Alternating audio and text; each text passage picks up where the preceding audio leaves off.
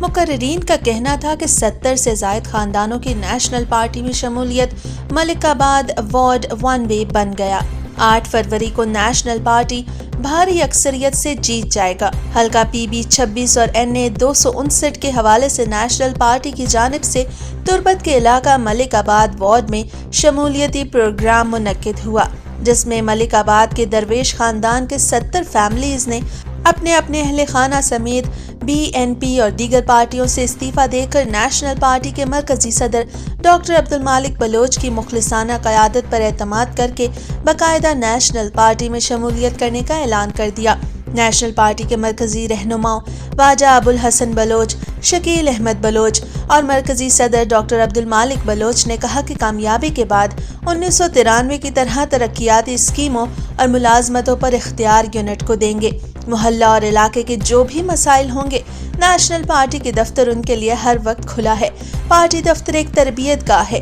انہوں نے کہا کہ ہماری کوشش ہوگی علاقے کو ترقی دیں اور لوگوں کو روزگار دے کر ان کی زندگی میں خوشحالی لائیں۔ ہم نے تربت میں university, medical college, school, colleges, culture complex جیسے دیگر ادارے قائم کیے ہیں۔ یہ سب نیشنل پارٹی کی مرہون منت ہے۔